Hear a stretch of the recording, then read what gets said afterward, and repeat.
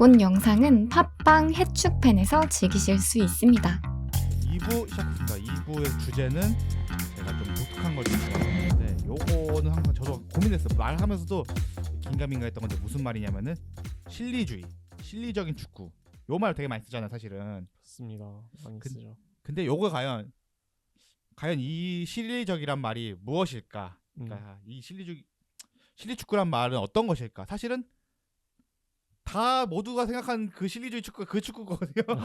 근데 제가 트집지 않는 거예요. 왜? 우리는 인버티드 풋볼이니까. 네, 그렇죠. 뒤집어 보자. 한번 짚고 넘어가는 게 중요하다. 그래서 한번 뒤집어 봤는데 그러면 제가 처음에 실리주의 축구, 실리주의라 했을 때 실리주의 축구를 어떤 의미로 사용하고 계시는지 궁금하거든요. 그럼 먼저 상준 씨부터. 저는 실리적인 축구라고 하면 이기는 축구입니다. 네, 이기는 축구는 이기는 축구가 실리주의 축구인 이유는 이제 가장 근본적인 거를 해야 그게 실리인 거잖아요. 네. 이 축구의 목적은 상대 팀보다 한 골을 더 많이 넣어서 한 골 더 많이 넣고 한 골 덜 넣어서 덜 시점에서 이기는 건데 그 이기는 게 하는 게 결국에는 실리 축구라고 생각해서 저는 실리 축구란 이기는 축구라고 얘기하는 것 같습니다. 준엽 씨. 저는 전진을 하고 득점을 하는 데 있어서 효율적인 축구라고 생각을 했었어요. 하지만 제가 실리와 약간 실용의 사전적 의미로 봤더니 약간 반대로 이해한 거였어요. 그래가지고 상준 씨 얘기한 것처럼 이기는 축구, 효과적인 축구 약간 이렇게 얘기하고 싶은데. 뭐 저의 경우는 실리적인 축구란 말을 그냥 수비적인 축구. 사실 이렇게 이해했거든요. 사실 저는 수비적인 축구, 뭐 조세 무리뉴 같은 축구나 뭐 시메오네 같은 축구가 좀 실리적인 축구가 아닌가. 그렇죠. 축구를 실리적으로 해야 된다. 뭐 실리적인 축구를 한다. 약간 이런 느낌 생각했던 것 같아요. 아니면 요거 아니면 그런 축구하면 오히려 또 다른 축구는 이제 되게 규율이 꽉 잡힌 축구. 완전 이런 축구를 좀 실리적인, 좀 팀이 좀 조직적으로 움직이는 축구. 자유분방에 골도 많이 넣고 할 때보다는 한 골 넣고 좀 지키는 축구 좀 실리적인 축구를 좀 이런 식으로 생각했던 것 같고 실제로 이런 식으로 많이 쓰지 않아요? 많이 쓰는 것 같아요. 네, 솔직히 한 골 넣고 지키는 축구요. 왜냐하면 이때 맨체스터 유나이티드 할 때 또 무리뉴 얘기하는 것 같은데 무리뉴에 대한 축구를 이제 그 기자들이 영어로 쓸 때 practical football이라고 썼어요. practical football이 이제 실리적인 축구라는 뜻인데 그 얘기를 많이 하면서 그 무리뉴가 당시에 했던 수비적인 축구와 그 practical football이라는 단어를 되게 연관지어서 이렇게 보도를 하더라고요. 그래서 그런 걸 봤을 때 우리가 생각하는, 팬들이 쉽게 생각하는 실리 축구라고 하면 수비적인 축구, 뭐 이렇게 단단한 축구가 이렇게 연상이 되지 않나 싶습니다. 한 골 넣고 지키는 축구, 뭐 두 골 세 골 따라가지고 약간 이런 느낌으로 이해하고 저도 그런 식으로 많이 쓰는 것 같은데 어느 순간 그러니까 아까 얘기했던 실리랑 실용 두 가지 표현이기 때문에 조금 좀 궁금해지더라고. 우리가 쓰는 실리 축구적인 축구라는 생각이 제일 맞나. 그래서 이 두 분 데리고 한번은 이런 얘기를 해봐야 되겠다 싶어가지고 한번 잡아봤고 그럼 먼저 실리주의와 이상적인 축구 이런 것들에 있어서 이런 거 좀 역사 같은 게 좀 있더라고요. 그래서 제가 좀 찾아봤는데 먼저 우리나라 저서도 있는데 좌익 축구랑 우익 축구란 저서가 있어요. 아마 들어보신 분도 들어봤을 테고 상준 씨랑 주엽 씨 들어봤죠 최근? 네네. 한준희 해설위원 감수하고 님이 아주 많이 얘기하셔서 알고 있었습니다. 그 축구가 이제 일본 작가인데 그 개념이 뭐냐면 좌익 축구는 되게 어쨌든 딱 공격적으로 좀 자유롭고 공격적인 축구를 좀 의미하는 거고 선수의 개성을 존중하는 하고 우익 축구는 선수의 개성보다는 되게 수비적이면서도 집단적인 규율을 강조하는 축구 요렇게 얘기하더라고요. 그래서 좌익 축구는 이제 뭐 아르센 벵거 같은 사람이었나? 뭐 사실 안 맞긴 한데 펩 가르디올라 같은 사람이 얘기하고 있고 우익 축구의 거두로서는 이제 시메오네 가장 극단적인 사례가 이렇게 이야기를 하는데 요거가 좀 책이 사실 일단 하도 안 맞아요. 제가 말한 것도 이상하잖아요 지금. 펩 가르디올라가 그러면은 규율적인 펩 가르디올라 말로 규율이 완전 끝판왕 아닙니까? 규율이 그러니까 보여지는 것만 얘기한 것 같아요. 네, 그래서 근데 어쨌든 근데 요 개념이 원래는 그 책의 초반에 보면은 메노티즘과 빌라르디즘에서 따왔다고 얘기를 해요.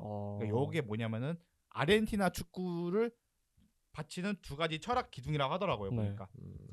그래서 지금 계속 메노티즘, 빌라르디즘 헷갈리긴 한데 저도 어쨌든 하나 메노티즘 하나가 아마 둘 다 감독 이름일 거예요. 네네네. 그 감독 이름인데 메노티즘의 경우는 선수들의 재능을 살려서 자유분방한 축구. 우리는 이런 축구를 해야 된다 해서 아마 그분이 이걸로 우승했었던 거고 반대로 이제 빌라르디즘은 아니 되게 이 축구를 되게 아까 얘기했지 강도 높은 수비력하고 압박하고 그래가지고 내려앉아가지고 규율을 지켜서 빌라르디즘이라고 축구를 얘기하거든요. 그래서 이 두 가지가 항상은 아르헨티나 충돌하는 거 하더라고요. 그래서 우리는 아르헨티나 남미 축구 우리가 생각하는 남미 축구가 메노티즘인 거고 어쩌면 유럽 축구가 가까운 게 빌라르디즘도 모르겠어요. 맞죠? 어쨌든 그래서 이 두 개가 맨날 싸워가지고 메노티즘이 한번 우승하고 멜라르즘 우승해가지고 이 둘이 축구관이 맨날 싸우고 있다 하더라고요.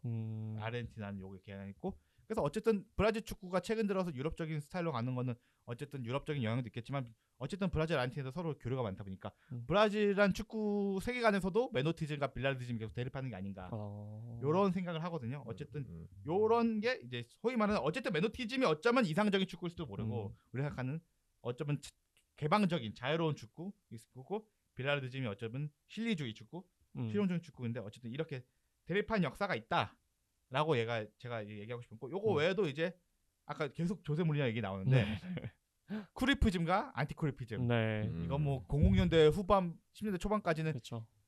두 개의 축이었죠. 그렇죠. 안티쿠리프즘의 그러니까 뭐 쿠리프즘의 뭐 거두는 당연히 펩 가르디올라고 네. 안티쿠리프즘 거두는 조세 무리뉴였죠. 그 둘의 대립이 어쨌든 진짜 거의 매년 벌어지던 그 전쟁과 도 같은 엘클라시코. 그렇죠.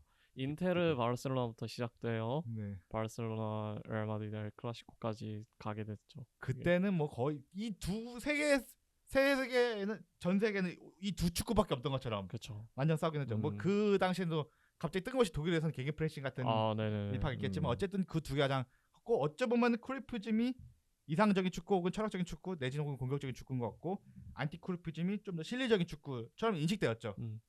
그렇게 그런 축구도 역사가 있고 또 반대로 이탈리아 이게 크루이프다 아니냐 이런 반대 있는데 이탈리아 쪽에서도 어쨌든 아리고사키와 반 아리고사키가 이 흐름이 있다고요. 사실은 이탈리아 축구 대 아리고사키인 건데 그러니까 원래 아리고사키가 반 이탈리아인 건데 그쵸, 예. 아리고사키라는 이름이 이제 거대해지니까 이제 아리고사키 대 반 아리고사키가 된 건데 그러니까 전통적인 이탈리아 축구관이라는 게 있어요. 저 이 용어는 기억 안 나는데 아마 이게 아까 말했던 온 힘을 다해 이기는 뭐 더티하게 이기는 그래서 어째 사실 이탈리아 축구가 좀 그런 축구로 유명했잖아요. 그래서 되게 수비적이 나왔는데 한두 명의 판타지스타가 이걸 뒤집어내는 네네. 지키고 지키다가 네. 그래서 이 축구에는 꼭 그런 판타지스타가 필요한 네네. 약간 이런 느낌이 전통적인 이탈리아 축구관이었다면은 아리고사키는 그 사실 아리고사키가 크루이프즘과 좀 맞닿아 있기도 하죠. 토탈 풋볼. 그러니까 아리고사키는 이런 축구를 좋아했는데 그래가지고 전통적인 이탈리아 축구관을 지금 대표하는 감독이 알레그리 내진 콘테인 거죠. 네네네. 그래가지고 사키가 알레그리랑 엄청 싸웠대요. 저도 요거 옛날에 인터뷰 보니까 느꼈는데 알레그리 유명한 인터뷰가 있어요. 세상에 축구 철학자들 너무 많다. 축구를 다 아가리로 하고 있다. 네네네. 네, 코칭은 안 하고. 그래서 자기는 마스터인 안첼로티가 이거 최고고 지금 아리고사키가 맨날 허구한 날 나보고 뭐 축구 뭐 어쩌고저쩌고 얘기하는데 나 아리고사키 경기 보니까 아리고사키도 되게 직선적으로 뻥뻥 때려 축구하더구만. 그 새끼 맨날 나보고 맨날 이따로 축구한다고 뭐라고 욕하고 그랬다 하더라고. 그러니까 아리고사키가 알레그리가 그때 우승 되게 많이 했잖아요. 네네네. 콘테부터 이어졌고 그 비판을 엄청 많이 했대요. 이게 축구야? 이게 축구야? 발전 안 해 이탈리아 이러면은 이게 축구야라고 비판 엄청 많이 했대요. 그러니까 우리 축구를 리딩하는 클럽인 유벤투스가 이따위로 축구하면 안 된다. 비판을 많이 했는데 알레그리는 어씨 아리고사키 걔 똑같이 하더구만. 걔 맨날 그렇게 한 거 아니더구만. 볼 돌리는 거 아니었더구만. 네네. 그리고 딱 지목해요. 이 축구계를 망친 범인 메시, 사비, 이니에스타 이 세 명 데리고 축구하면 다 그렇게 축구한다.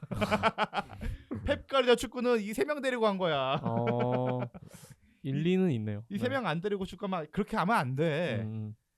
그래서 이렇게 얘기했다고 하더라고요. 그래서 요런 대립이 되게 많다. 그래서 철학자란 말 자체도 되게 철학자가 코칭 아니고 철학질만 한다 이런 비판이 있거든요. 그래서 어찌 보면은 우리가 생각하는 실내적인 실용적인 축구는 수비적인 축구에 가까운 것 같고 공격 우리가 흔히 쓰는 말로는 그리고 다른 축구는 공격 축구 혹은 그 반대되는 거는 되게 공격 축구 내지는 철학적인 축구를 얘기하는 것 같은데 라고 생각하면서 일단 이 역사를 한번 적입해봤어요. 이걸 들으면서는 혹시 뭐 처음 할 발언이나 생각하신 거 있는지 준엽 씨는 혹시 그러면 사실 좌익 축구, 우익 축구에 감독을 넣는 거는 사실 좀 억지로 끼워 넣는 그런 느낌이 없지 않아 있고 제가 말하고 싶은 게 약간 수비 축구, 공격 축구가 있는데 네.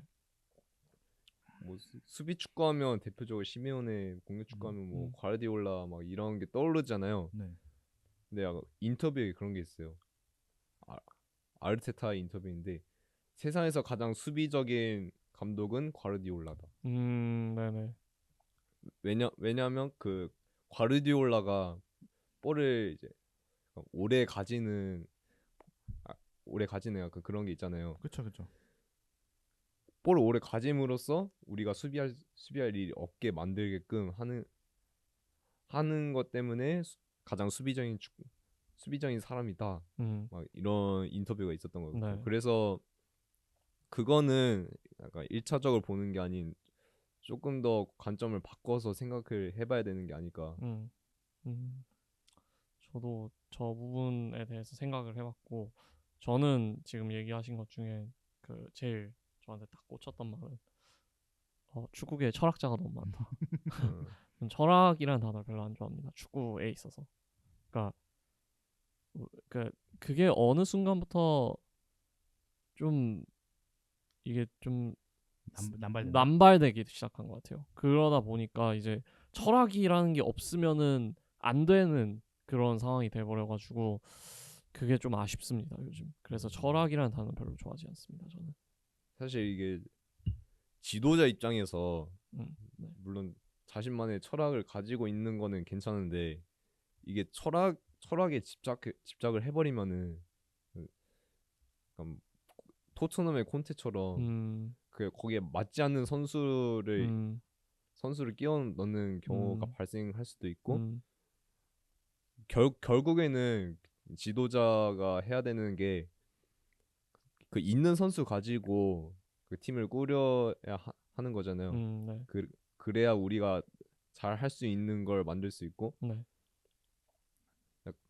그래가지고 이런 거는 철학도 철학이지만 우리가 현실적으로 할 수 있는 게 무엇인지 약간 생각해야 되는 게 옳지 않을까 싶어요. 네. 저도 이렇게 쭉 역사를 한번 짚어보면서 네. 실리주의랑 혹은 실리 축구란 말이 굉장히 모호하고 정확한 건 하나도 없는 단어인데 이 단어가 되게 많이 쓰는 거야. 프랙티컬한 축구 혹은 뭐 프레그마티즘 이 말이 축구 실용주의죠. 아까 프레그마티즘 실용주의인데 이 말이 되게 남발되고 있고 이 말이 되게 쉽게 쓰고 있어서 이걸 한번 끄집어보자 한번 이런 느낌을 한 것 같아요. 그래서 굳이 한번 끄집어보자. 우리가 이렇게 말해도 한번은 끄집어보겠다. 이름을 축구 딴지쟁이로 만들 거야 되는 게 아닌가 이런 느낌인데 그래서 한번 소주제로 그러면 실리주의 축구라가 무엇인가를 한번 탐구하기 위해서 또 소주제를 하나 하는데 그러면은 우리가 생각하기에 그럼 공격 축구, 수비 축구가 실리주의냐 하면 요건 아닌 것 같아 생각하시죠 솔직히. 근데 네 아니라고 생각합니다. 공격 축구가 실리적인 축구가 아니고 수비 축구가 실리적인 축구다. 보통은 그렇게 생각하고 있죠. 네, 근데 그건 아닌 것 같잖아요. 우리 생각에는 말하면서 이상하지. 아까 얘기한 따지다 보면 이상하잖아. 펩 가르디올라가 그럼 실리적인 축구야 아니야? 그러면은 펩 가르디올라는 되게 완전 축구적인 사람인데 그런 얘기를 하니까 헷갈려가지고 한번 이걸 파헤쳐보기 위해서 한번은 요걸 한번 했어요.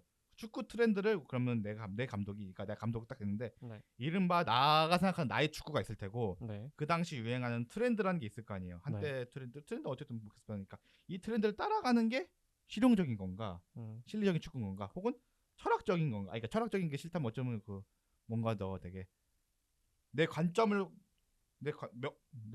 따라가 확고한 관점을 세우는 건가, 혹 오히려 따라가는 게 나의 축구관을 세우는 건가, 혹은 아니면은 되게 그때 움직이는 나의 유연한 축구인 건가. 그걸 얘기 한번 해보고 싶었어요. 그래서 뭐 과거에 무리뉴 베니테즈가 하였던 순간도 있을 테고 독일 축구도 있었고 지금 펩이랑 클롭 같은 축구인데 이걸 따라가는 게 혹시 실용적인 축구 접근일까 아니면 그 반대적인 접근일까 이걸 한번 얘기해보고 싶었어요.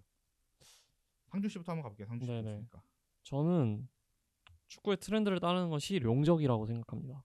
왜냐하면 궁극적으로 봤을 때 감독이 하는 선택이나 모든 판단은 그 놓여진 상황에 따라서 상대가 어떤 축구를 하고 그리고 내가 어떤 선수를 보유하고 있느냐에 따라서 이런 선택과 판단들이 이루어지는데 그런 것들을 할 때 이제 축구 트렌드를 따르는 건 실용적인 게 되는 거죠. 왜냐하면 내가 갖고 있는 선수들이 모두가 그런 지금 트렌드의 축구를 할 수 있는 선수들이에요. 그러면 그 축구에 맞게 자기는 코칭을 바꿀 수밖에 없는 거예요. 그러고 상대 팀이 모두 막 개겐 프레싱하고 뭐 티키타카 축구하고 죄송해요 이런 말 별로 안 좋아하는데 그걸 좀 써야 돼요, 뭐 써야 되는 상황이라 쓰는 거예요. 그러니까 티키타카 축구를 하고 뭐 개겐 프레싱 축구를 하고 뭐 점유율 높은 축구를 하는데 내가 그거에 맞춰서 내가 할 수 있는 축구가 그 트렌드라면 트렌드에 맞는 축구라면 그건 실용적이라고 생각하거든요.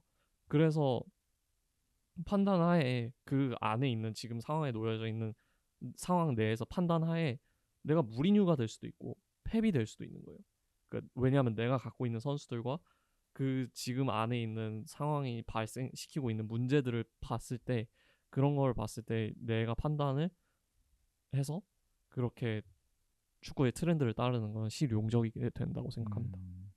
준엽 씨는 그러면 일단 실용이라는 게 실제로 유용하냐 효율적이냐 뭐. 사전적으로 이런 말이 있는데 결국에는 득점하고 승리를 하는 데 있어서 우리가 실제로 그렇게 만들 수 있냐 그런 거거든요. 물론 선수들에 맞춰서 짜는 것도 있는데 지금 주제는 펩이랑 클럽의 축구를 따라가는 건 이건 실용적인 접근일까 철학적인 접근일까 그런 거잖아요. 그거는 약간 자신의 축구관, 인생관 등을 축구에 접목시켜서 결과를 내는 것이기 때문에 그거는 철학적 접근이라고 생각해요. 어쨌든 네. 결과적으로는 그렇게 됐기 때문에 네. 물론 상준 씨가 말한 것처럼 선수들의 기본적인 퀄리티는 이게 받쳐줘야 자신이 원하는 축구를 할 수 있다. 이런 말을 얘기하고 싶어요.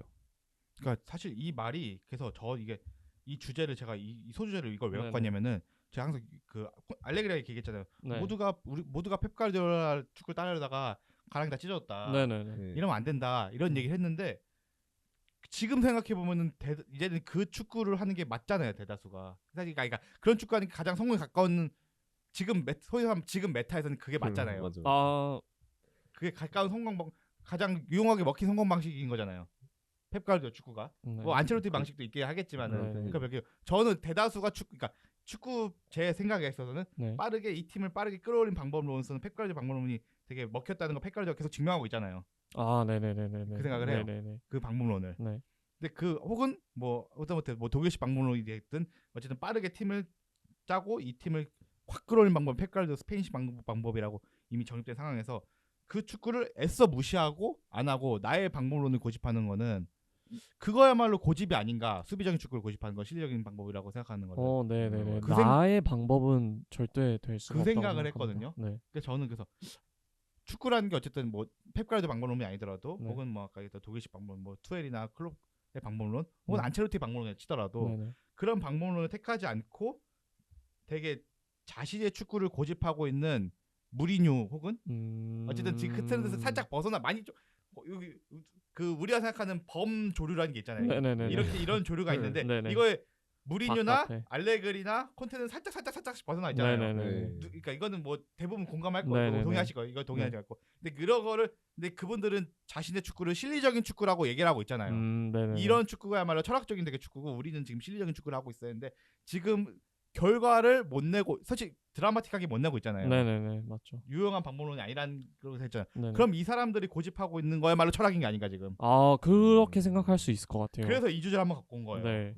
그게 지금 지금 가지고 있는 선수들의 트렌드가 이 방법을 사용해서 이 선수들의 장점을 극대화할 수 있는 방법인데 이 조류의 범조류에 해당하는 그 분들은 그 방법을 선택하지 않고 다른 방법을 선택한다는 거잖아요. 그러면 결국에 잘못된 판단을 하고 있다는 건데 네. 그러면 트렌드를 못 따라가고 있는 거고 실용적이지 못하는 거죠. 저는 그렇다고 생각하고 있거든요. 그 하나의 지도자를 판단할 수 있는 가장 효과적인 게 경기에서 보여지는 거 그리고 성적이거든요. 네. 뭐 일단은 성적이 나쁘면은 그 사람은 좋은 지도자가 되기는 어렵죠. 그리고 그렇죠. 그 예외로 콤파니가 있죠. 네. 그리고 성적을 떠나서 이제 경기에서 보여주는 게 있는데 그 경기에서 뭘 보여주는지 모르겠다. 아니면 아니 원래는 이 축구를 하고 싶은데 이 축구를 하기에 선수가 적합하지 않다라는 게 보여줄 수 있어요. 그런 부분이 감독의 평가를 이제 깎아먹지 않을까. 그러니까 이런 생각하게 된 게 어쨌든 최근에 티아고 모타도 성공하고 있고 아, 네. 그러니까 그런 소위 말하는 요새 트렌드에 맞는 방법론이 이런 거 있는데 그거를 너무 지금 그러니까 역행이란 말은 좀 너무 심한 것 같고 네. 자기만의 성공 방식을 아직도 고집하고 있는 감독들이 너무 그분들이야말로 지금 철학적인 게 아닌가 네네. 그 생각이 들었거든요. 그렇죠. 네, 저는 그게 또 맞다라는 생각이 드네요. 저도 지금 들어보면서. 그러니까 요새 그래서 실리적인 축구가 어쨌든 이 축구 저는 하면서 실리적인 말이 축구판에 안 어울리는 말이구나 생각을 하고 하면서 이 주제를 성립하고 있었는데 그 생각을 들으면서 한번 들고 왔어요. 근데 다만 제가 한번 얘기하고 싶은 거는 그 사람들이 과연 철학을 고집하는 건지 그거는 잘 모르겠어요. 근데 잘못된 판단들을 하고 있는 건 맞는 거 같아요. 그냥 잘못된 판단이다. 네. 고집하는 게 네, 아니라. 고집인지는 모르겠어요. 고집하는지는 제가 그 팀에 안 있어봤고 그쵸. 그 사람이 어떤 생각을 하고 어떤 판단을 내리는지 안 있어봤으니까 모르는데 지금 트렌드와 지금 가지고 있는 상황들과 지금 선수들의 특성을 못 살린다는 거는 그들이 잘못된 판단을 하고 있다는 거는 그거는 그렇게는 말씀드릴 수 있을 것 같아요. 맞아요. 그러니까 그 선수들을 극대화할 수 있는 그 선수의 장점을 극대화할 수 있는 판단들을 못 하고는 있다. 그거는 맞는 것 같아요. 맞아요. 우리가 뭐 직접 콘테 사단이나 무리는 사단이 있지 않은 이상 우리 축구계 밖에 있는 사람들이고 그런 사람들이기 때문에 그 판단할 수 있는 거는 그들 판단 이런 거밖에 필드에서 보여지는 판단들이 거의 저희가 알 수 있는 그런 부분들이잖아요. 그래서 이게 판단이 옳고 그름의 문제지 이게 실리냐 철학의 문제가 아니다. 네, 그렇다고 생각합니다. 저는 저희가 주관적으로 들어갈 수 입장은 아닌 것 같아요. 그러니까 이 사람이 철학을 밀어서 이런 판단을 했는지 이 사람이 상황을 보고 무언가를 판단을 해서 이런 결과물이 나왔는지는 저희는 어쨌든 결과물만 볼 수만 있기 때문에 이 사람들의 그 생각 프로세스 자체를 1부터 A부터 Z까지 볼 수는 없기 때문에 이게 그렇게 생각하는 것보다는 이 사람들의 판단의 문제다라고 얘기하는 게 조금 더 맞을 것 같아요. 근데 그 판단에 있어서 철학을 입혔다, 고집이 들어갔다 하면은 그런 철학의 문제인 거죠. 되게 흥미로운데요 지금. 근데 간접적으로 그 철학을 엿볼 수 있는 건 있죠. 바로 인터뷰. 네네, 그럼요. 네. 그 인터뷰대로 그 팀을 꾸렸는지 아니면 인터뷰대로 팀을 꾸리지 못했는지 그런 거는 판단할 수 있어요. 네, 맞아요. 인터뷰가 제일 저희가 그 사람들의 생각과 생각을 그 판단까지 이르게 된 그런 생각 프로세스를 알 수 있는 제일 정확한 방법이긴 하죠. 인터뷰. 그래서 이거 재밌는데 그럼 소주제 3으로 한번 넘어가 봐가지고 그럼 축구에 있어서 되게 전술적으로 유연한 감독 있잖아요. 진짜 뭐 아까도 얘기했지만 토마스 투헬은 뭐 한 시즌에 뭐 8개의 포메이션을 쓰는 정신 나간 짓을 보이기도 하고 안첼로티 같은 감독도 제 생각에는 되게 유연한 감독처럼 보이거든요. 되게 유연한 감독처럼 느끼고 뭐 알렉스 퍼거슨 같은 감독도 되게 전술적으로 되게 이것저것 선택 많이 하는 유연한 감독으로 보이는데 그럼 이 전술적으로 되게 유연한 것들이 그러니까 내가 이 전술 저 전술을 막 여러 가지 사용하는 것이 그럼 뭐 소위 말해 그거는 철학적인 접근 방법인. 참 말도 오늘 어쩔 수 없이 이걸 쭉 갈게요. 철학적인 건가 혹은 실리적인 축구를 택하는 것인가 상대에 맞춰서 맞춰가는 게 실리적인 것인가 아니면 그것이 철학인 건가. 뭐 누구는 뭐 이거 실리적인 철학이다 얘기할 텐데 실리적인 철학이다. 여기까지 가면 이제 어려운 얘기니까 제쳐두고 요거에 대해서 어떻게 생각하시는지 한번 상주 씨부터 한번. 축구에 있어서 전술 유연한 것이 철학이냐 아니면 실용이냐. 저는 유연한 것은 실용이라고 생각합니다.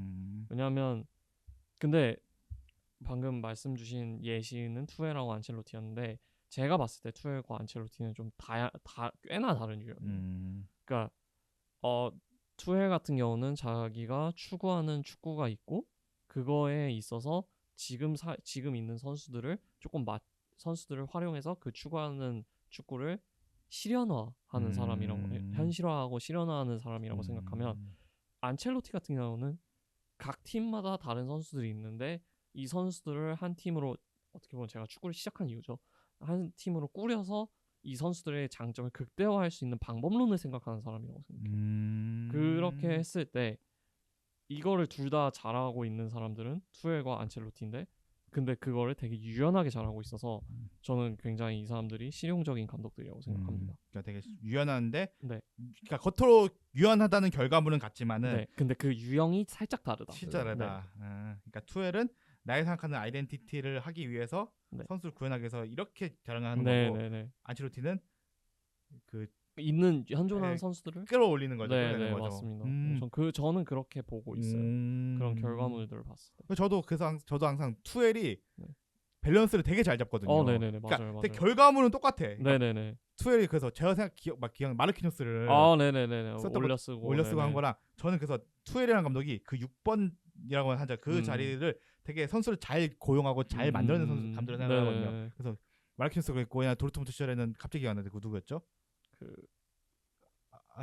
독일의 부스케츠라는 평가 들었던 선수인데, 독일 맨날 그죠, 지금 바이글인가? 윌리엄 바이글. 율리안 바이글. 네, 네. 그런 선수들을 되게 그렇게 잘 끌어내고 잘 그쵸. 사용하는 네, 해가지고. 그리고 조르지뉴 첼시 왔을 때 조르지뉴가 되게 그때 되게 비판 많이 받고 있는 그 와중에서도. 시기였는데 그거를 위해서 그 팀 구조를 바꾸면서 네. 이렇게 좀 뭐 3백으로 하고 뭐 티아고 실바가 있으니까 뭐 3백으로 하고 뭐 이렇게 주변 그런 포메이션들도 바꾸면서 그런 장점들을 극대화시킨 감독이었으니까. 잘 끌어내지만 이건 네. 이 사람이 시스템적인 접근인 거고. 근데 그건 시스템적인 접근이다. 맞아요. 제가 봤을 때는. 근데 안첼로티는 좀 더 선수 하나하나가 얘는 이런 특성을 갖고 있고 얘는 이런 특성을 갖고 있고 얘는 이런 특성을 갖고 있는데 얘네가 다 살려면은 하나의 시스템은 이런 시스템을 구축해서 플레이를 해야 된다라는 생각 접근법을 갖고 AC 밀란, 레알 마드리드, 바이에른 뮌헨 뭐 이런 식으로 되게 코칭을 했던 것 같은 느낌을 저는 받았어요.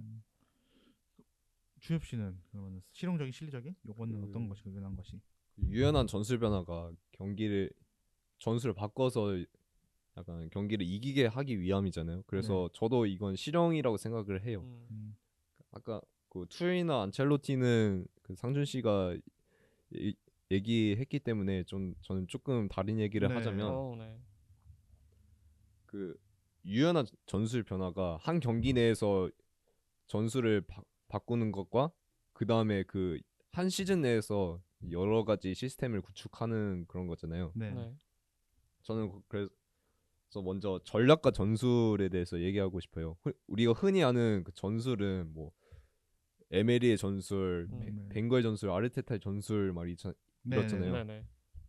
근데 사실 우리가 흔히 아는 전술은 다 전략이고 전술은 그 경기 상황에 따라 결정하고 실행에 옮겨지는 그 실행으로 이해되고 있거든요. 그렇죠.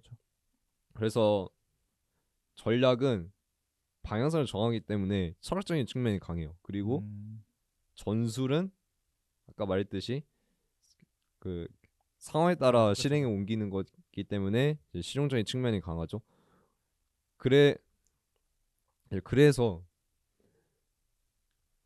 약간 경기의 전술 변화 이런 거는 실용적인 측면이 강하고 여러 가지 시스템을 구축하는 거는 이제 전략이 강하다. 전략의 특성이 강하다. 약간 이렇게 얘기하고 싶어요. 그러니까 이게 실이랑 실용이란 말이 진짜 상황마다 다르고, 그러니까 전 오늘 생각하기 전까지 모르는데 하면 할수록 정말 축구에 안 맞는 용어를 우리가 써왔구나. 맞아요. 그 생각이 되게 많이 들어요. 이러면서 덜어내는 거예요. 이러면서 우리가 걸러내는 거예요. 이 단어는 쓰면 안 되는구나. 이러면서 사실 저도 지금 말하면서 꼬여요. 계속 생각했거든요. 저도 생각할 때 모르는데 지금 계속 꼬여. 맞아, 이게 맞나 싶으면서 말하면서 생각을 거치게 되니까 이게 가바가 오는 것 같아요. 그렇죠. 지금 머리에 오버로드. 좋습니다. 이런 상황을 원하는 아이솔레이트가 어떻게 되나. 근데 이게 진짜 축구가 안 맞는 것 같아요. 그러니까 저 요거 실리적인 축구에 그때 완전 꽂혔던 게 알레그리 인터뷰도 있지만은 사실 파울로 벤투 때였어요. 월드컵 직전에 되게 말이 왈가왈부 많잖아요. 우리가 내려앉아서 강팀과의 상대 월드컵은 강팀과 상대한 거다. 벤투 축구 좋다. 하지만 이거 아시아에서 먹히는 거고 유럽 무대, 그 세계 무대에서는 무대. 우리가 내려앉자는 실리적인 선택을 해야 된다라는 말이 많았어요. 그 실리적인 축구를 해야 된다. 수비 축구라는 말보다는 그러니까 수비 축구란 말이 조금 부정적일 수 보이니까 그쵸, 예. 실리적이라는 말로 바꿔서 그게 사실 엄청 쓰였던 것 같은데 네네. 아마 조세 무리뉴도 수비 축구한다는 말이 네. 되게 부정적인 부정적인 어감으로 맞아. 그게 왔었고 그래서 되게 프랙티컬이라는 말을 바꿨던 것 같아요. 그래서 되게 부정적인 어감으로 그거를 기자들이 질문을 했고 그것 때문에 되게 많이 싸웠어요. 그런 인터뷰 현장 기자회견장에서. 그래서 프랙티컬이란 말로 조금 그게 조금 포장이 되는 게 아닌가 맞죠. 예. 그런 것 같아요. 그래서 예. 실리적인 축구 그래서 저 이 주제에 조금 더 고민해 왔던 것 같아요. 실리적이라는 네네. 생각이. 네. 그럼 실리가 뭔가? 그 당시 벤투가 자기 축구를 밀고 나가는 게 실리적인 게 아닌가? 그 벤투 입장에서는. 그러니까 자기가 이게 실리적인 게 아니지 이기고자 하는 선택인 거지. 그쵸, 아까 얘기하는 게 그거잖아. 맞냐 그르냐 선택했던 거잖아요. 네, 그쵸. 사실 그 문제는 맞냐 그르냐 선택밖에 없는 거야. 그쵸. 사실 최선의 선택이냐 아니냐 그건데 네.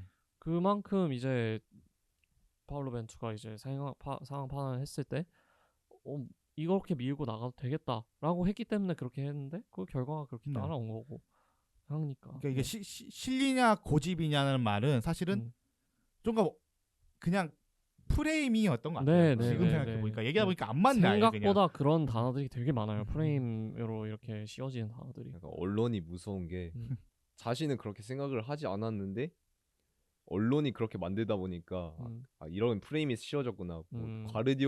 과르디올라가 티키타카 이런 걸 제일 싫어하잖아요. 그렇죠. 그 단어 엄청 싫어하죠.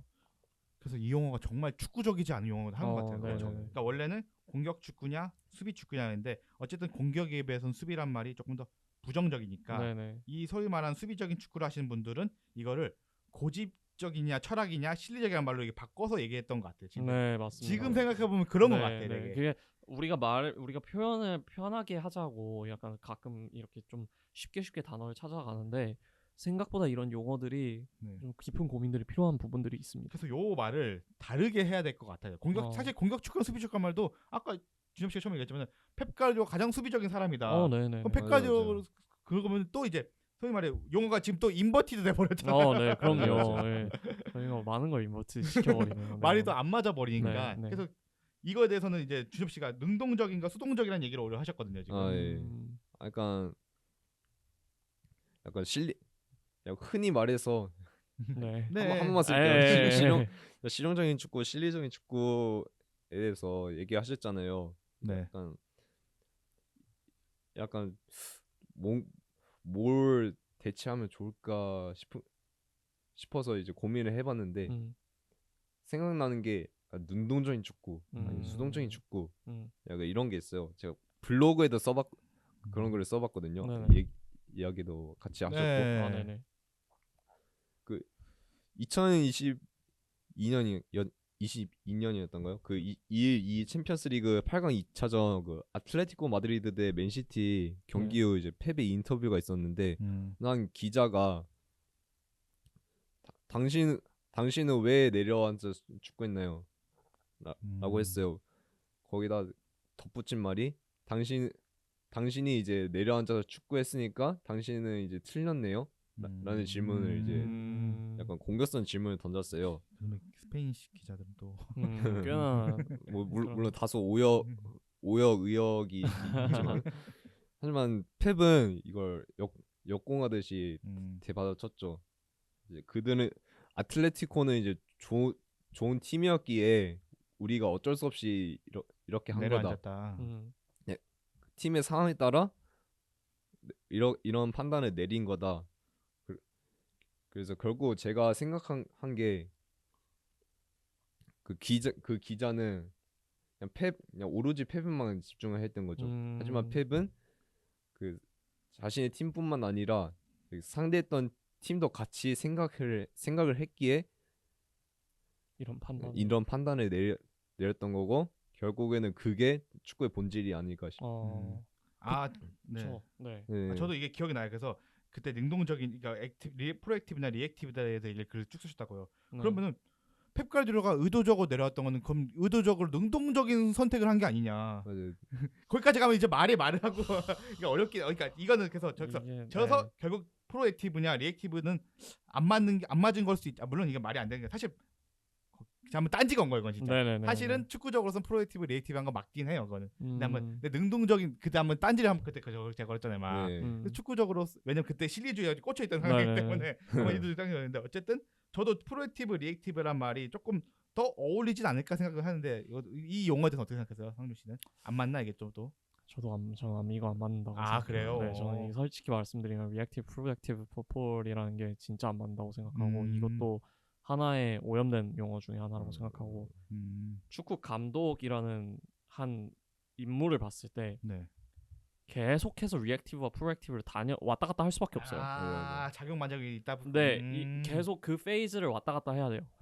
그게 왜 그러냐면 지금 이 피치 안에서 11명의 선수들, 우리 팀 11명, 쟤네 팀 11명이 이렇게 인터랙트 그러니까 상호작용하면서 경기가 이루어지잖아요. 네. 근데 그런 순간이 이렇게 지나가면서도 공격 상황에서는 어떻게 보면은 쟤네가 수비를 이렇게 나왔으니까 그거에 대해서 반응을 하는 게 리액티브잖아요. 리액트 반응하다잖아요. 그쵸. 그거에 반응해서 판단을 해야 되는 거고 네.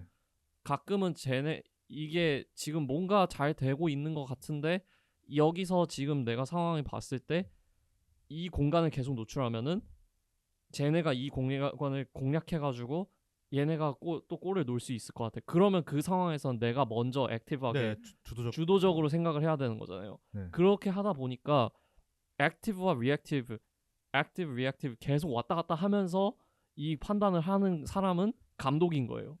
감독이라는 사람은 그렇게 해야 되기 때문에 능동적인 축구만 할 수 없고 리액티브한 축구만 할 수 없는 거예요. 맞아요. 그러다 보니까 이게 왔다 갔다 할 수밖에 없어서 하나로만 단정 짓기에는 어렵다. 그럼 이거를 좀 좁혀서 그러면은 공에 대해서 내가 프로액티브하거나 혹은 공간에서 프로액티브만 축구를 하고 혹은 공에 대해서 그러니까 나는 소위 말하는 주도적인 축구라는 펩 가르디올라 같은 스페인식 포지션 플레이어 스페인 축구는 공에 대해서도 프로액티브하고 공간에서도 프로액티브한 축구인데 반대로 이제 내려앉아 있는 그 소위 말하는 시메오네 방식이나 혹은 잉글랜드 올드한 방식은 공에 대해서도 공간적에 대해서도 되게 리액티브한 축구일 수 있지 않나 이렇게 얘기하는 거 어때요? 근데 이거는 그 감독의 원칙 이런 게 아니라 매치 컨테스트라고 상황에 대해서 인식하고 반응하고 거기에 대해 그걸 알맞는 액션을 하거든요. 거기에 초점을 맞춰야 돼요. 그래요. 근데 어쨌든 우리가 뭔 얘기인지 알겠으니까 감독의 선택이 주도적이냐 혹은 주도적이지 않냐 이거의 얘기는 이해하겠는데 이거 그건 떠나서 나가 선택을 함에 있어서 나는 공에 있어서 주도적인 걸 선택하고 소위 말해 점유를 하고 축구를 하고 공간에 대해서는 더 나아가거나 혹은 공간에서 내려가거나 이런 형태로 아예 그걸 축소시키는 거죠. 그냥 방향 관점을. 그러면 이 용어 프로액티브가 리액티브 축구가 조금 그래도 이른바 실리적인 거나 철학적인 접근보다는 좀 낫지 않을까. 굳이 이름을 붙이자면 그렇게 될 수는 있어요. 굳이 사용하자면 맞아요. 그렇게 할 수 있을 것 같아요. 근데 물론 의식을 하고 그런 용어를 사용하진 않겠지만 너무 마음 아파 갑자기. 그렇죠. 근데 맞아. 네. 근데 되게 어쨌든 축구에 있어서 범주라는 걸 이렇게 하나의 카테고리화는 시켜서 얘기를 할 수가 필요한 상황이니까. 맞아요. 근데 굳이 그런 용어를 쓰자면 뭐 크게 두 가지가 있잖아요. 내가 능동적으로 하거나 아니면 수동적으로 하거나 이런 건데 조금 더 좀 세분화하자면은 뭐 의도적인 리액티브 축구였거든요. 우리가 만약 2대0으로 이기고 있어요. 그럼 어떻게 해요? 승리를 굳혀야 되잖아요. 그럼 어떻게 하겠어요? 내려앉는다. 뭐 그게 쉽게 말해서 의도적인 리액티브한 축구가 될 수 있고 공에 대한 주도권을 내주는 거죠. 공에 대해서는 리액티브하게 가는 거지. 공간에서 내가 프로액티브하게 하는 거고. 근데 이런 식으로 범주를 쪼개버리면은 범주를 쪼개고 하면은 사용은 할 수 있을 것 같아요. 근데 너무 그래도 그거 너무 그냥 말을 쓰기 위한 쓰기. 근데 그걸 의식하고 사용할 필요는 없다. 네, 반대로 이제 의도적이지 않은 프로악티브 축구는 우리가 2대0을 지고 있는데 뭐 2골 넣어야 돼. 네. 그러면 우리가 의도적으로 공을 갖고 있지만 그럴 수밖에 없는 상황이니까 이제 그렇게 굳이 용어를 쓰게 되는 거죠. 그렇죠. 결국 참 이게 어쨌든 그렇게 축구를 그걸 정립하는 게 네. 어려운 것 같아요. 아, 네, 어렵죠. 이런 단어들로 정리하는 게. 네, 이런 단어들을 정립하는 게 진짜 어렵고 네. 이런 단어들에 대한 토론이 진짜 계속 이어집니다. 맞아. 그래서 요거 말고도 또 잠깐만 더 길어지면 기억 네네네, 같은데 이거 네네. 버티컬이냐 아, 그 뭐라고 하지 이거 수직과 수평 축구 호리존털이냐. 호리존탈 버티컬 축구 버티컬. 이거 되게 많이 쓰잖아요 사실은. 네네네. 축구 이거 저도 몰라다가 칼럼 번역하면 많이 쓰고 네. 그리고 알레그리가 정확하게 버티컬이라고 얘기를 해요. 아리고사키 축구도 버티컬했다. 호리존탈하지 않았다. 그 호리존탈만 고집하지 않았다. 근데 나한테 호리존탈 얘기만 너무 한다. 그거는 아까 그 얘기로 돌아가는데 그런 접근 방법은 좀 구별법이 어느 정도는 된다고 생각하시는 건지. 이게 실리 축구랑 소위 말하는 벤투식 축구를 구별할 수 있는 용어로서 이게 접근이 가능한지. 근데 뭔 얘기인지 알아요. 네. 근데 이거 듣고 싶은 이게 거니까. 호리존털이라는 말이 안 되는 게 골대가 여기 있지 않잖아요. 그러니까 골대는 여기 있잖아요. 결국에는 호리존털을 하는 이유는 버티컬을 가기 위한 그건데 여기서 바로 이걸로 가냐 여기서 이렇게 갔다가 이렇게 가냐 그렇죠. 그 차이인데 전 그래서 이 단어도 좀 이해가 안 갑니다. 그러니까 방향인 건 알겠어요. 그러니까 방향을 제시하는 단어는 그렇죠. 오케이 거기까지는 오케이. 근데 결국에 호리존털이라는 거는 버티컬로 가기 위한 하나의 방법인데 뭐 그러면 만약에 이렇게 썼으면 말이라도 됐을 것 같아요. horizontal and vertical 이라고 했으면은 좀 더 말이 됐을 것 같고 directly vertical이었으면 좀 더 말이 됐을 것 같아요. 그 표현을 썼으면. 근데 뭐 너무 이렇게 양분화를 하려고 하니까 그게 조금 아쉽다라는 생각입니다. 이게 사실 사람이 본성이 약간 흑백 논리 이런 거 있잖아요. 그 분들도 약간 그런 측면이 없지 않아 있고. 그러니까 적을 나누려고 한 거죠. 나는 이런데 너는 아니잖아. 막 약간 이런. 그리고 뭐 수비 축구, 공격 축구, 뭐 수직적인 뭐 수평적인 축구 이런 건 저는 이런 게 그냥 감독의 원칙보다 그냥 매치 컨테스트에 따라가는 게 제일 옳다고 생각을 하거든요. 뭐 장코치 세미나에 제가 갔는데 아스날이 한 수비 상황에서 10명의 9명인가 10명의 선수들이 두 줄 수비하는 걸 보여줬어요. 이것만 보고서는 아스날이 수비 축구하는지 공격 축구하는지 구별 못한다. 네. 결국에는 매치 콘텍스트를 따라가야 한다. 네, 맞아요. 이런 얘기를 했거든요. 그래서 저도 약간 그런 얘기를 하고 싶어요. 뭐든지 약간 맥락이 중요한 것 같아요. 축구는 또 흐름의 스포츠다 보니까. 근데 맥락적으로 네. 호리존탈을 많이 한. 제가 이해합니다. 네네네. 알겠어요. 버티컬 호리존 사실 이것도 그래서 되게 볼을 많이 돌려가는 벤투에 대한 비판이 되게 많았으니까. 그 아시죠? 옛날에 축구 협회에서 한준희 해설위원이 김판고 해설 같이 나가지고 자기는 이제 벤투의 축구는 되게 주도적인 축구다 얘기를 하면서 그래서 되게 벤투가 되게 직선적인 롱볼을 많이 나한테도 얘기 많이 한다. 롱볼을 되게 강조 많이 해 축구 롱볼하는 장면도 많이 보여줬었어요. 그러니까 소위 말해 아마 사람들 많이 하는 그 벤투 축구, 밑에서 볼 돌리는 축구가 아마 그건 이제 호리존탈의 안 좋은 버전은 안 좋은 표현이겠죠. 그래서 되게 벤투는 되게 수직적인 강조 되게 많이 한다. 그리고 사실은 그래서 요새 유럽 축구 트렌드 볼 돌린다고 하는 사람들 다 뭐 펩이고 그 사람들 다 백패스 안 좋아한다. 그 사람들은. 정면 패스 좋아한다. 그분들 시선 패스 되게 좋아한다. 깔끔하게 볼이 직선으로 쫙 가는 패스를 미친 사람들 그 사람들은. 그렇죠. 그러니까 펩이 강조하고자 하는 거는 이 백패스 뭐 행패스 하는 거 좋아요. 좋다. 근데 필요하면 해야 된다. 근데 베스트 옵션은 앞으로 쭉 보내는 건데 이게 안 되니까 이 상황이 안 만들어지니까 이 상황을 만들려고 행패스를 해서 얘네 선수 간격을 벌려놓고 거기 다시 넣어서 이렇게 앞으로 보내려고 맞아요. 하는 방법인 거거든요. 그러니까 그거를 좀 알아야 되는, 그거를 좀, 그게 결국 맥락인 거잖아요. 네. 우리가 지금 계속 얘기하는 풋볼 컨텍스트인 거잖아요. 그게 중요하다. 맞아요. 제가 말하고 싶은 거. 네, 축구하는 사람들은 다 공감하실 텐데 우선순위라는 게 있어요. 음, 뭐 제일 우선순위는 전진, 안 되면 횡패스, 안 되면 백패스. 약간 이런 게 있거든요. 축구 하는 사람들이 공감하는 것처럼 약간 우리도 약간 그렇게 이해를 해야 되지 않을까. 네. 맞습니다. 어쨌든 오늘 좀 여기까지 정도 가면 3주 전 같은데 네. 아마 소주에 사는 제가 토론하면서 마지막에 실용적인 실리적인 철학, 실용적인 실리적인 축구랑 철학적인 축구의 고민하기인데 제가 보니 이거는 뭐 저희 둘 다 맞지 않은 용어 끝 네. 땅땅땅 이렇게 결정한 것 같고 네. 어쨌든 다양한 대체할 수 있는 용어들을 한번 얘기해봤잖아요. 네, 맞아요, 프로액티브나 맞아요. 뭐 리액티브 안 돼서 제가 버티컬 포리전 네. 사실 다 많이 쓰는 말들이에요 진짜. 네, 맞아요. 네. 엄청 쓰죠. 네, 그래서 외국 스포츠 칼럼에서도 버티컬 뭐 호리존탈은 심심하면 나오고 아까 얘기했지 알레르도 쓰는 용어니까. 맞아요. 되게 어쨌든 이런 용어들을 사용했어서 조금 그러니까 우리는 뭐 맞아요, 쉽게 맞아요. 써도 상관없겠지만 네. 내가 축구를 좀 진지하게 본다면은 네네. 한번 엄중하게 내가 쓴 용어들이 맞냐 안 맞냐 한번 고민하게 해주지 맞아요. 않을까. 맞아요. 저는 제가 봤을 때 오늘 2부가 약간 저희 그 앞으로 인버티드 풋볼이 나가는 약간 아이덴티티, 정체성이 되지 방향성이 않을까라는 되지 생각이 않을까. 듭니다. 네. 어땠어요? 한번 오늘 2부 마지막으로 한번 그럼 정리해서 2부 한번 주제하면서 어땠는지 준엽 씨부터 한번 그럼 소감을. 저를 되게 돌아본 것 같아요. 블로그 혹시 홍보해도 되나요? 네네. 혹시 티스토리 아론마티아스라고 아론의 축구 공간이랄까라고 있어요. 그래서 티스토리 가면 있으니까 한번 보시고요.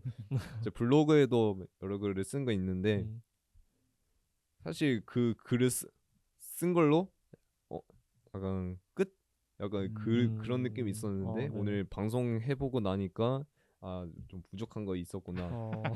아니 그건 아니고 제 트집 않는 거예요. 네, 저희는 호리존탈 버티컬 쓴다고 뭐 실용적인 아니, 철학적 순서 맞아요. 아무도 뭐라 안 그래. 모두가 그렇게 써 그리고 심지어. 다들 네. 그렇게 알고 있어요. 내가 뭔가 잘못 알고 있었던 것도 있었구나. 약간 그렇게 해서 돌아본 것도 있었던 것 같아요. 한번 다르게 생각해보는 계기가 되었다. 그쵸. 이런 것 같은데. 그리고 약간 제가 전력 분석관을 꿈꾸고 있지만 분석 코치 더 나아가서는 지도자도 꿈꾸고 있기 때문에 그런 용어를 쓰는 입장에서 좀 더 고민을 할 수 있지 않을까 싶었습니다. 네. 상윤 씨 오늘 2부는 어땠어요? 저 2부 굉장히 그 강도 높았다고 생각합니다.